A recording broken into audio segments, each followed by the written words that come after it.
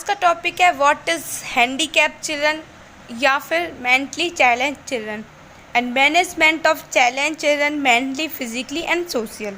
सो start करते हैं। First is handicap children. Handicap child is one who deviates from normal health status either physically mentally और social and requires special care treatment and education. Handicap children वो children होते हैं जो कि normal बच्चों से अलग होते हैं, चाहे वो फिज़िकल लेवल पे हो या फिर मेंटल या फिर सोशल, और ऐसे बच्चों को रिक्वायर्स होती है स्पेशल केयर की, ट्रीटमेंट की एंड एजुकेशन की, और ऐसे बच्चे दूसरों पे डिपेंड रहते हैं because of they need care treatment and education. Definition of handicap. So according to WHO, the sequence of events leading to disability and handicapped condition are as follow. इसमें series why handicap को दिखाया है, like injury और disease, impairment, disability and result of handicap. Classification of handicapped children. Classification किया गया है handicapped childrens को according to health state, like physical handicapped, mentally handicapped, social handicap. अब एक एक करके तीनों क्लासिफिकेशन को डिस्कस करेंगे। तो फर्स्ट है physically handicapped children. So physically handicapped childrens में आता है blind, deaf, dumb, crippled child. First है blindness. According to WHO, the inability to count fingers in daylight from a distance of 3 metre is defined as blindness. WHO के अनुसार दिन के उजाले में अगर हम 3 मीटर्स की दूरी पे फिंगर्स नहीं गिन पाएंगे तो हम ब्लाइंडनेस इसको कह सकते हैं। Problem faced by blind child. जो ब्लाइंड चाइल्ड होता है वो किन किन प्रॉब्लम्स को फेस करता है। तो फर्स्ट पॉइंट है प्रॉब्लम ऑफ अटैचमेंट। जो ब्लाइंड चाइल्ड होता है वो फील करता है problem of attachment, because of उसको दिखाई नहीं देता तो वो फील नहीं कर पाता लोगों की कंपनी को, और वो एकदम फेस करता है प्रॉब्लम ऑफ अटैचमेंट। नेक्स्ट है unable to use hand as organ of perception. और वो सही तरह से अपने हैंड का यूज़ नहीं कर पाता और परसेप्ट नहीं कर पाता ऑर्गन्स का, कि किस तरह से ऑर्गन वर्क कर रहे हैं और किस तरह से उसको हैंड का यूज़ करना है खाने में, पीने में, उनको वो परसीव नहीं कर पाता। नेक्स्ट है problem on locomotion. Problem on locomotion means होता है कि नॉर्मल बच्चों की तरह वो एक्टिविटियाँ नहीं कर पाता, गतिशील नहीं होता है एक्टिविटी करने में और मूवमेंट करने में। नेक्स्ट पॉइंट है dependence on parents and care giver. जो ब्लाइंड चाइल्ड होता है वो डिपेंड होता है पेरेंट्स पे और जो उसकी केयर करते हैं उस पर। नेक्स्ट पॉइंट है बिहेवियर प्रॉब्लम। जाहिर सी बात है अगर बच्चा ब्लाइंड होगा तो उसका बिहेवियर इफ़ेक्ट होगा, तो बिहेवियर प्रॉब्लम्स देखने को मिलेंगे। नेक्स्ट पॉइंट है लेस सोशल इंटरेक्शन। और वो सोशल में अपना इंटरेक्ट नहीं कर पाएगा और बच्चों के साथ खेल नहीं पाएगा, बात नहीं कर पाएगा अच्छे से, और वो मतलब सोशल कम्युनिकेट नहीं कर पाएगा। नेक्स्ट है लेस प्लेइंग एक्टिविटी। और बच्चों की तरह वो खेल भी नहीं पाएगा। अब देखते हैं prevention of blindness. So first point provide good antenatal care. जब बच्चा माँ के पेट में होता है तभी से उसको गुड केयर प्रोवाइड की जानी चाहिए, जैसे nutrition and etcetera. Next immunisation. Immunisation लगवाना चाहिए। नेक्स्ट है genetic counselling and screening. Genetic counselling and screening करानी चाहिए जिससे बच्चे में कोई भी डिफेक्ट होगा वो पहले ही पता चल जाएगा। Next prevent infection. इन्फेक्शन से प्रिवेंट करना चाहिए। नेक्स्ट पॉइंट है प्रिवेंट प्री टर्म बर्थ। और प्री टर्म बर्थ ना हो उसके लिए भी हमें प्रिवेंशन करना चाहिए।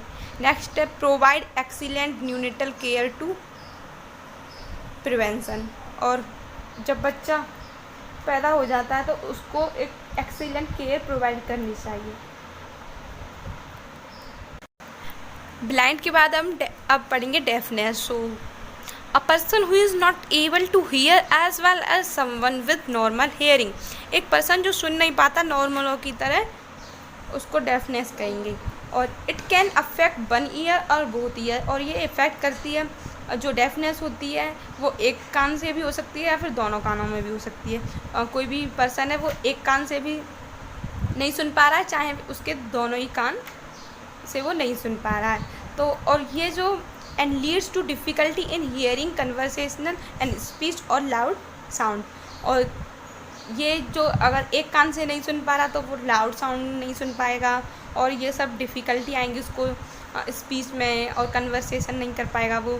और दोनों कान से नहीं सुन पा रहा तो भी ये डिफ़िकल्टी उसको फेस करनी पड़ेंगी। अब पढ़ेंगे लेवल्स ऑफ हेयरिंग इम्पेयरमेंट।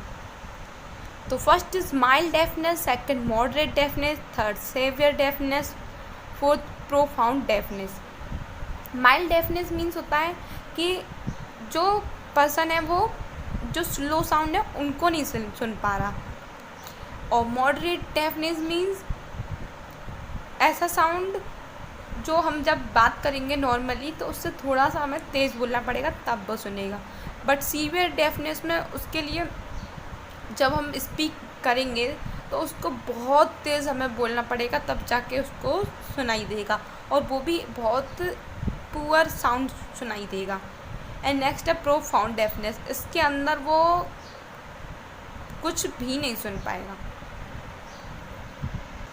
अब देखते हैं impact of hearing loss. So first is functional impact. Hearing loss से उसकी लाइफ में बहुत सारा इफेक्ट पड़ेगा, उसके जो नॉर्मल लाइफ एक्टिविटी होती है उनमें इफेक्ट पड़ेगा। फंक्शनल इफेक्ट होंगे, पुअर एकेडमिक परफॉर्मेंस, वो अच्छे से परफॉर्मेंस नहीं कर पाएगा। लाइक अपनी जो भी स्टडी कर रहा है उसमें भी उसको प्रॉब्लम देखने को मिलेंगी। सोशल एंड इमोशनल इम्पैक्ट, और समाज में अच्छे से वो घुल मिल नहीं पाएगा, क्योंकि जब उसको सुनाई नहीं देगा तो वो बहुत हेजिटेट फील करेगा और वो किसी से बात करना नहीं पसंद करेगा, और इमोशनली उस पर बहुत उसे बुरा लगेगा। इकोनॉमिक इम्पैक्ट, और उसे इकोनॉमिक लेवल पे भी इफ़ेक्ट पड़ेगा, बिकॉज जब वो सुन ही नहीं पाएगा तो उसका जो ऑक्यूपेशन है वो भी इफेक्ट पड़ेगा, और जिससे उसकी कंडीशन, इकोनॉमिक कंडीशन पे भी इम्पैक्ट पड़ेगा। मैनेजमेंट, साइन लैंग्वेज, हम उसको साइन लैंग्वेज के ज़रिए बता सकते हैं कि हम क्या अपनी जो भी फीलिंग्स, जो भी बात शेयर कर रहे हैं उसको साइन लैंग्वेज अपने हाथ की एक्टिविटीज़ के साथ या फिर पिक्चर दिखा के हम उसको अपनी जो बात है समझा सकते हैं। एंड हेयरिंग डिवाइसेस, जैसे कि माइल्ड जो डेफनेस होती है उसमें हेयरिंग्स एड यूज़ करके हम उसको वो अच्छी तरह से सुन सकता है जैसे कि नॉर्मल व्यक्ति सुनते हैं। एंड नेक्स्ट है लिप रीडिंग स्किल्स, और हम उसको लिप रीडिंग स्किल्स प्रोवाइड करेंगे जिससे कि वो लिप रीडिंग करके समझ जाएगा कि सामने वाला जो भी पर्सन है वो क्या कहना चाह रहा है। उसके बाद है स्पीच थेरेपी, स्पीच थेरेपी देंगे उसको। एंड उसके बाद यूज़ ऑफ रिटन और प्रिंटेड टेक्स्ट, अगर जब हम वो सुन नहीं पा रहा तो उसे हम अपनी बात लिख के समझाएंगे जिससे वो पढ़ के समझ जाएगा, या फिर उसको ऐसी पिक्चर दिखाएंगे कि जिससे वो समझ सके।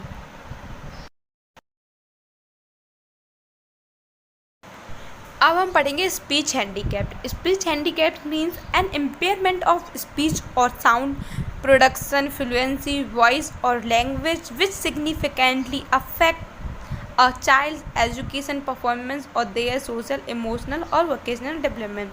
स्पीच हैंडीकैप्ड मीन्स होता है कि कोई भी पर्सन या फिर चाइल्ड, एक तो होता है पूरी तरह से ही नहीं बोल पा रहा, वो कुछ भी स्पीक नहीं कर पाएगा। और स्पीच हैंडीकैप्ड भी टाइप्स होते हैं जैसे कि हकला के बोलना और कुछ वर्ड को गलत बोलना, इस तरह से, तो ये स्पीच हैंडीकैप्ड में आएंगे।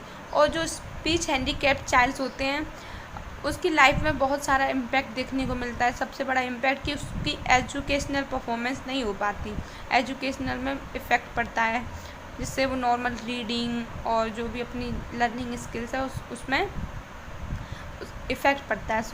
और सोशल, इमोशनल और वोकेशनल डेवलपमेंट में भी इफ़ेक्ट पड़ता है।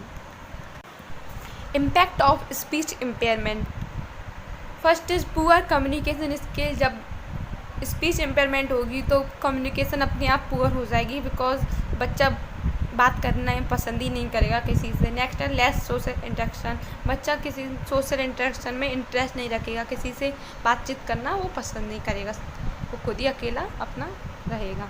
नेक्स्ट है बिहेवियर प्रॉब्लम, लाइक चिल्ड्रन में feel same embarrassment, frustration, anger and depression as a result of speech impairment. Speech impairment की वजह से उसका बिहेवियर में प्रॉब्लम आएंगी, उसका बिहेवियर बहुत अजीब सा देखने को मिलेगा, लाइक सैडनेस, ये सब। और जो बच्चा है अगर वो अटक उटक के बोलेगा और जो गलत प्रोनाउंस करेगा उसकी वजह से उसको फ्रस्ट्रेशन होगा, एंगर होगा, इसकी वजह से वो डिप्रेशन में भी जा सकता है कि कोई उसका मजाक ना बनाए इस वजह से। और पुअर एकेडमिक परफॉर्मेंस, और जो उसकी परफॉर्मेंस है वो भी इम्पैक्ट होंगी, वो भी पुअर होंगी।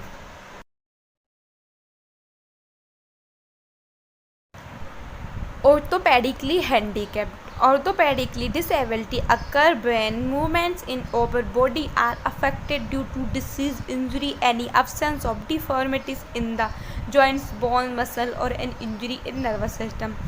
किसी भी एक्सीडेंट की वजह से हमारी बोन्स का टूट जाना या फिर नर्वस सिस्टम में प्रॉब्लम हो जाना, उसकी वजह से मसल्स का सही से वर्क ना करना, कोई भी डिसीज़ की वजह से बोन्स में प्रॉब्लम आ जाना, या जो बॉडी जॉइंट्स होते हैं उनका काम ना करना, इन सब डिसफॉर्मिटीज़ को हम ऑर्थोपेडिकली हैंडीकैप्ड कहते हैं। Next locomotor disability means disability of the bones, joint और muscle leading to substantial restriction of the movement of the limbs. Locomotors means होता है कि disability of movement, like joints का मूव नहीं करना अच्छे तरह से, इस तरह से उसको बोलते हैं लोकोमोटर। मैनेजमेंट, करेक्शन ऑफ डिफॉर्मेट, जो भी डिफॉर्मिटीज़ होती हैं जैसे बोन्स का सही से वर्क नहीं करना, जो भी जॉइंट्स हैं, या फिर बोन को टेढ़ा हो जाना, लॉन्ग होना, उन सब को करेक्शन करना, पहले जैसे हैं उसी तरह से बोन्स को करना, जॉइंट्स को करना, उसको बोलते हैं correction of deformities. Physical therapy देना, ऑक्यूपेशनल थेरेपी देना, जिससे कि वो इकोनॉमिक लेवल पे भी सही रह सके, अपनी लाइफ को मैनेज कर सके। मसाज थेरेपी प्रोवाइड करना, प्रोस्थेटिक्स, जो भी आर्टिफिशियल इंस्ट्रूमेंट होते हैं जिससे वो ईज़िली मूव कर सके, उनको जॉइंट करना बॉडी के अंदर। Devices for positioning and mobility, और ऐसे डिवाइसेस का यूज़ करना जिससे हम मूव कर सकें। जो भी बच्चा चल फिर नहीं सकता उसके लिए devices for positioning and mobility, जिससे वो मूव कर सके। Canes, walker, crutches, wheel chair, specialize exercise equipment, specialize chair, desk and tables for proper posture and development. Like photos में दिखाई दे रहा है व्हील चेयर और एट्सेट्रा, जिससे हम ईज़िली मूव कर सकें, कहीं भी आ जा सकें, अपनी लाइफ को इम्प्रूव कर सकें। Thank you for watching.